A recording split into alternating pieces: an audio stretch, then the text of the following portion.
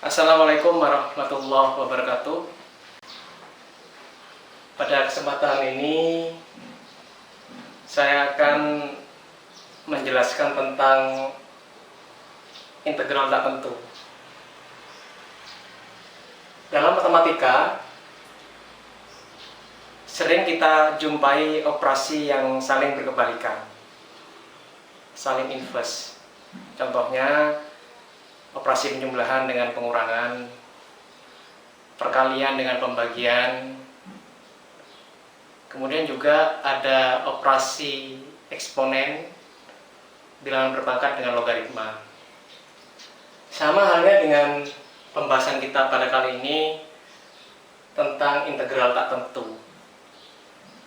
Integral tak tentu ini adalah operasi kebalikan dari diferensial atau turunan yang pernah kita pelajari sebelumnya. Nah, sekarang coba kita lihat konsep dasar dari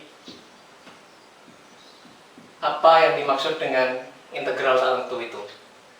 Nah, integral tak tentu itu dilambangkan atau dinotasikan dalam bentuk tanda seperti ini.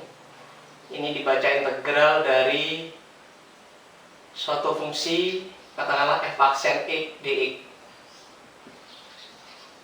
Jadi integral dari f aksen x dx. F aksen x dx ini adalah lambang turunan ya, yang sudah pernah kita pelajari. Nah, artinya apa simbol dari integral f aksen x dx ini? Ini adalah kita diminta untuk menentukan suatu fungsi yang apabila diturunkan adalah f aksen x. Saya ulangi, integral dari f aksen x dx itu maksudnya adalah kita diminta untuk menentukan fungsi yang apabila diturunkan atau didiferensialkan hasilnya adalah f aksen x. Siapa itu? Ya tentunya adalah fx sendiri yang ditambah dengan konstanta. Kenapa kok ditambah konstanta? Karena turunan dari konstanta itu adalah 0. Sehingga fx ditambah c itu apabila diturunkan itu hasilnya adalah f aksen x. Contoh sederhana. Misalnya ada integral dari 2x dx. Yang sederhana aja. Apa maksudnya integral 2x dx ini? Kita diminta untuk menentukan fungsi yang apabila diturunkan hasilnya adalah 2x dx. Siapa itu? Ya, itu adalah x kuadrat ditambah suatu konstanta. Karena x kuadrat ditambah c itu apabila diturunkan itu adalah 2x ditambah 0. Yang dalam hal ini sama dengan 2x sendiri. Jadi seperti itu. Nah, sehingga dari konsep dasar ini kita punya sebuah rumus umum, integral dari ax pangkat n dx itu sama dengan kita mencari suatu fungsi apabila diturunkan adalah ax pangkat n dx.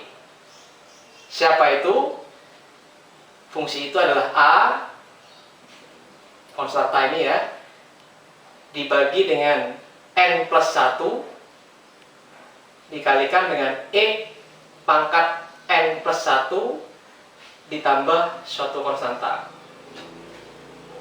Nah, sekarang coba kita cek apakah benar a per n plus 1 dikalikan x pangkat n plus 1 ditambah konstanta itu apabila diturunkan adalah ax pangkat n. Ya, coba kita turunkan. Jadi konsep turunan yang pernah kita pelajari berarti turunan dari a per n plus 1 x pangkat n plus 1 itu adalah n plus 1 nya akan turun ya. Sehingga n plus 1 dikali a per n plus 1. Jadi bisa hilang, tinggal a, x pangkatnya n plus 1 dikurangi 1, yaitu x pangkat n. Benar. Karena turunan konstanta sendiri juga sama dengan 0. Jadi ini adalah rumus umum yang nantinya kita gunakan untuk menjawab soal-soal integral sederhana. Contoh, tentukan integral dari, misalkan yang sederhana ya, 3 akar X dx.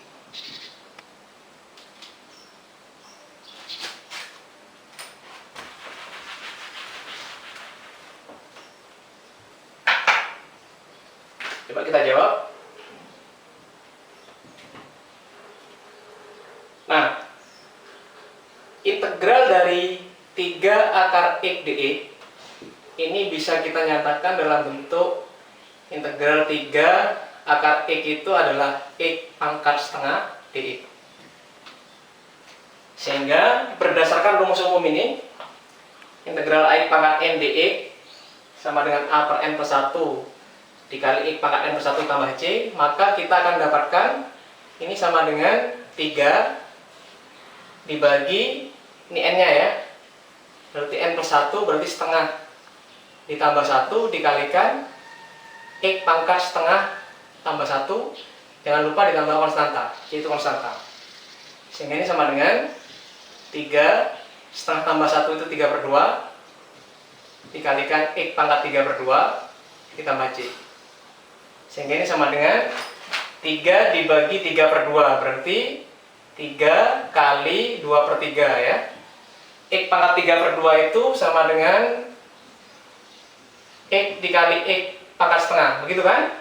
Ya, ditambah C. Sehingga ini bisa dicoret. Ini sama dengan 2 X pangkat setengah sendiri kembalikan bentuk akar, berarti akar X ditambah C. Jadi seperti itu. Sehingga apabila 2x akar X tambah C ini kita turunkan, itu hasilnya pasti 3 akar X dx. Jadi seperti itu. Jadi menggunakan rumus umum yang sudah kita peroleh ini apabila soalnya dalam bentuk sederhana ini. Bisa ya?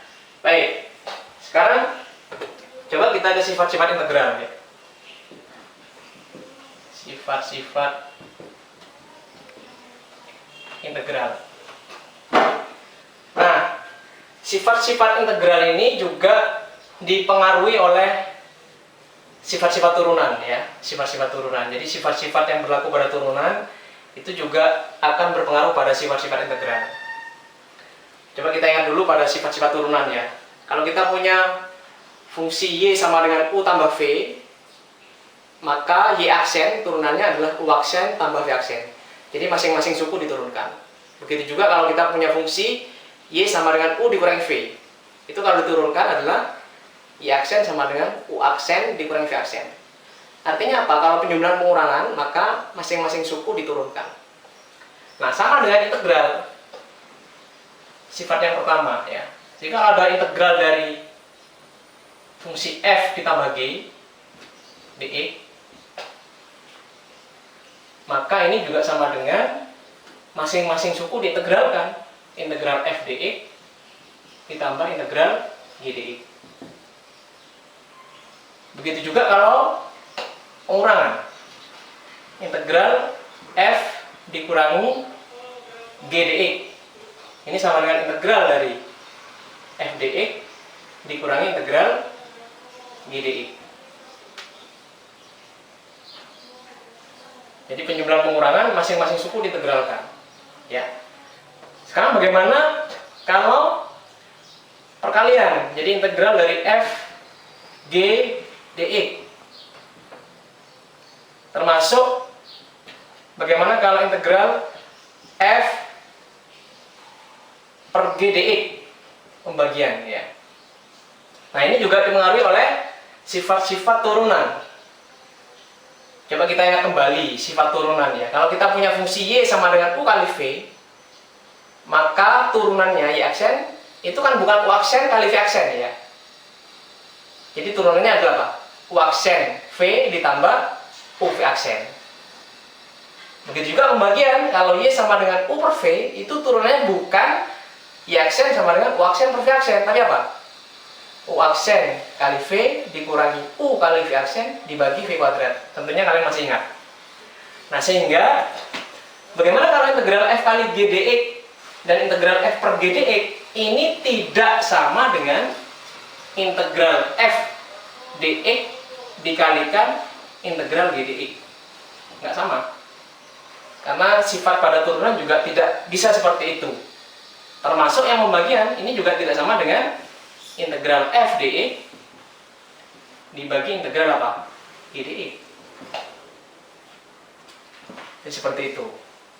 Nah, terus bagaimana menyelesaikan soal-soal yang berkaitan dengan integral dari fungsi perkalian dan pembagian? Nah, ini akan kita bahas lebih jauh. Nanti kita bisa menyederhanakan, diupayakan menyederhanakan supaya bisa menjadi bentuk linier seperti ini bentuk linier, penjumlahan pengurangan ini, termasuk yang pembagian.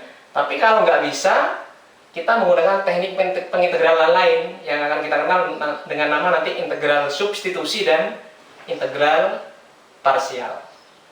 Nah, sekarang coba kita lihat contoh ya. Kita lihat contoh. Jangan sampai lupa, jadi rumus dasar ini, rumus umumnya.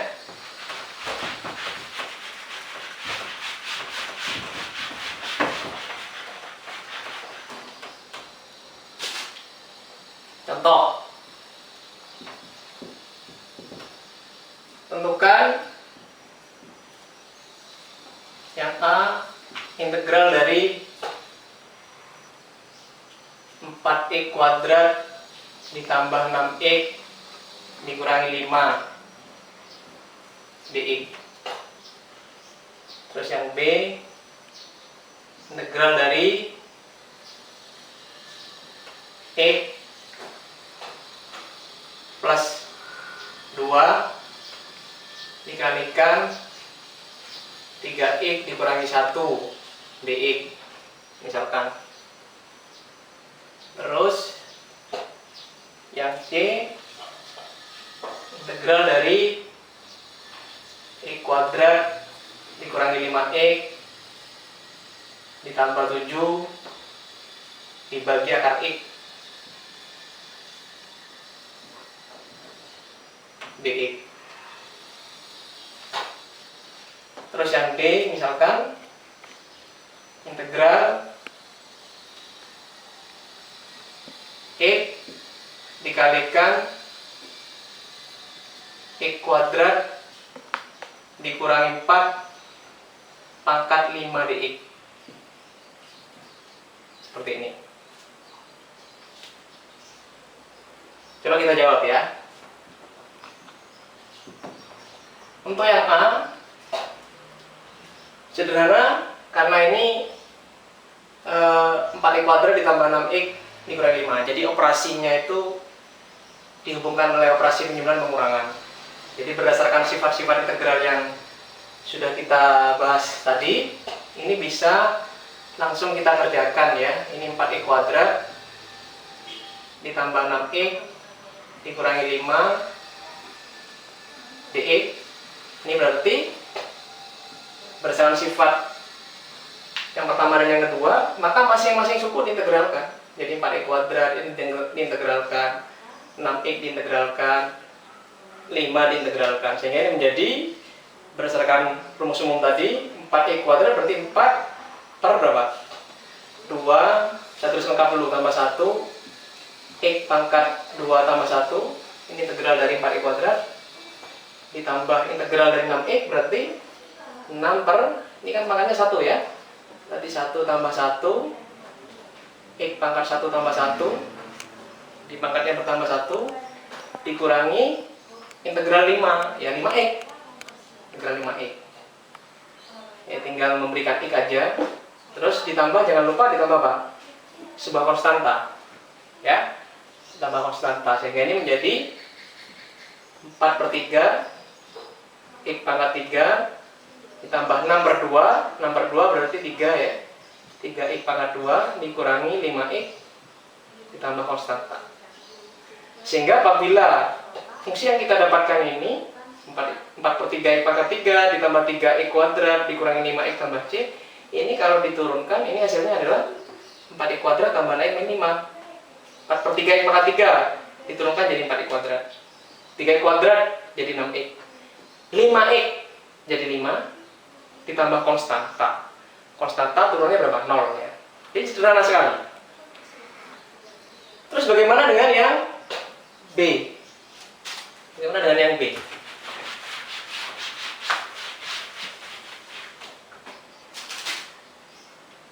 Nah, yang B kita punya integral X tambah 2 dikalikan 3X dikurangi 1 dx. Ya, ini ya. Perkalian, hati-hati. Jadi kita punya dua fungsi X plus 2 dan 3X min 1. Anggaplah ini F, ini G ya. Ini dihubungkan oleh operasi perkalian. Seperti ini. Nah, ini tidak boleh integral X plus 2 kali integral 3X min 1 dx. Nah, terus bagaimana? Ya, ini kita jabarkan. Ya. Ini karena masih mungkin untuk kita jabarkan supaya menjadi operasi penjumlahan pengurangan menjadi bentuk linier. Ini kita sederhanakan aja. Ya. Kita jabarkan aja sehingga ini menjadi, saya kira ini cukup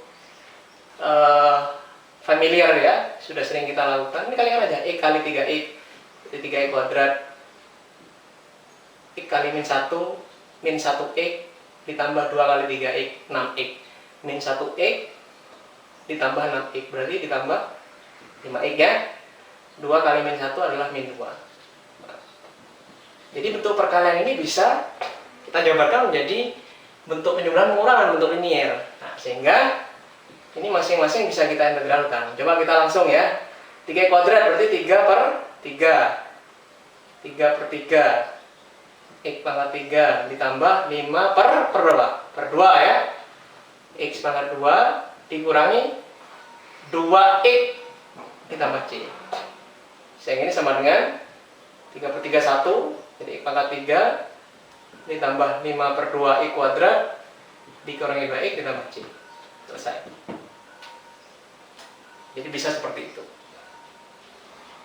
Itu yang B. Jadi masih mungkin, masih bisa kita nyatakan dalam bentuk penjumlahan pengurangan. Nah, bagaimana dengan yang C? Ya. Bagaimana dengan yang C?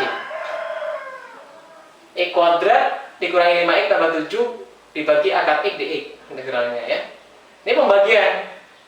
Maka kalau pembagian berdasarkan sifat-sifat integral ini tidak boleh integral membilang dibagi integral menyebut. Ya, nggak boleh. Terus bagaimana? Ya kita lihat, ini masih mungkin tidak kita ubah menjadi bentuk penjumlahan pengurangan? Masih mungkin tidak? Ya, kalau soalnya seperti ini masih mungkin ya.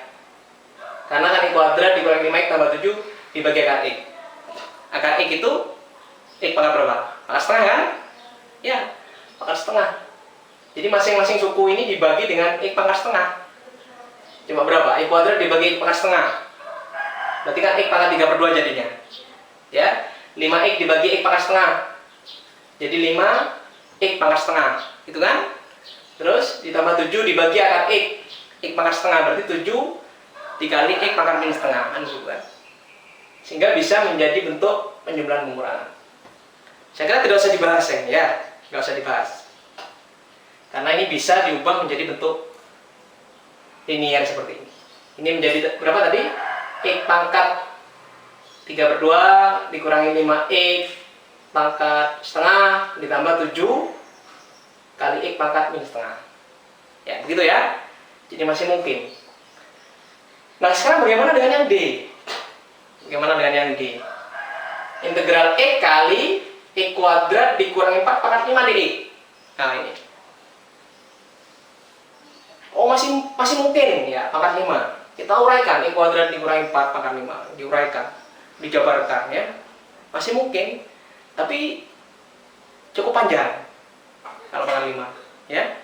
Terus bagaimana kalau saya tambahi menjadi pangkat 50 misalnya? Loh, X kuadrat min 4 pangkat 5 aja susah, apalagi pangkat 50. Jadi apa? Nggak selesai-selesai nanti menguraikan. Terus bagaimana kalau seperti ini? Ya, jadi kalau ada soal seperti ini, jadi sulit untuk kita uraikan, kita jabarkan menjadi bentuk-bentuk penjumlahan pengurangan ini, maka kita gunakan teknik pengintegralan, bisa substitusi nanti dan bisa integral parsial. Ya, seperti itu. Seperti apa integral substitusi parsial? Nanti Nanti kita lanjut pada bagian berikutnya. Oke, saya kira cukup konsep dasar integral pada kesempatan ini. Saya akhiri, wassalamualaikum warahmatullahi wabarakatuh.